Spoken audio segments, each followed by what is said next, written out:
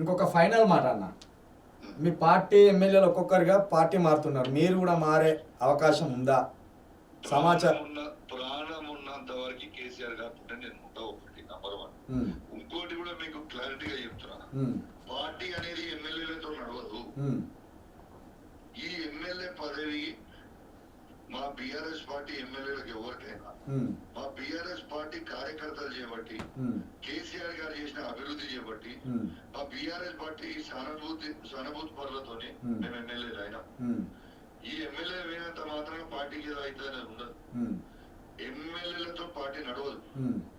మాకు ఇవాళ దాదాపు కొందరు మూర్ఖులు మాట్లాడుతున్నారు, ఎమ్మెల్యేలు పోతున్నారు పార్టీ మూసుకుపోతారు. అసలు వానికి అవగాహన ఉందా అవగాహన లేదా నాకు అర్థం కాదు.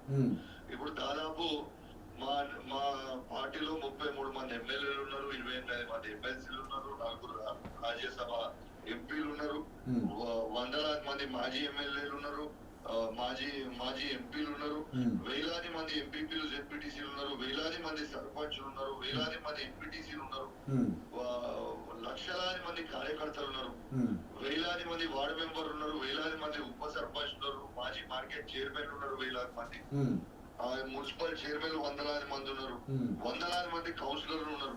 ఇది ఎస్టాబ్లిష్డ్ అయిన పార్టీ అండి. మీరైతే ఎట్టి పరిస్థితుల్లో కేసీఆర్ గారు వెంటే ఉంటారు. పార్టీ అనేది అద్భుతంగా ఉంటుంది. అసలు మర్చిపోను, మీరు ఎట్టి పరిస్థితుల్లో కేసీఆర్ గారితో ఉంటారు. మర్చిపో నేను అనేది అంతే అంట. పోయేది మర్చిపోయి. ఇప్పుడు మా ఎమ్మెల్యేలకు కూడా మేము చెప్తా ఉన్నాం. దీని ఉదాహరణ జీవన్ రెడ్డి గారే.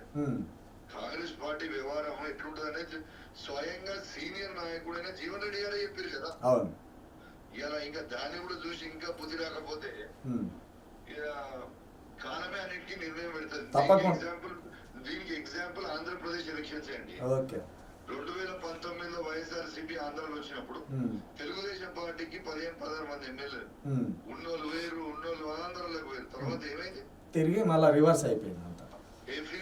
తెలంగాణలో నువ్వు రాసి పెట్టుకోండి. తప్పకుండా అన్న, మీరు కూడా ప్రతిపక్షంలో ఉండి కొట్లాడాలని మేము కూడా కోరుకుంటున్నాం. ఎట్టి పరిస్థితుల్లో మీరు కూడా ప్రలోభాలకు లొంగొద్దని ఆశిస్తున్నాం అన్న. ఎట్టి పరిస్థితుల్లో లొంగే ప్రసక్తే ఉంది. థ్యాంక్ యూ అన్న, థ్యాంక్ యూ. వాడి కౌశిక్ రెడ్డి మంచి మిత్రుడే మనకు.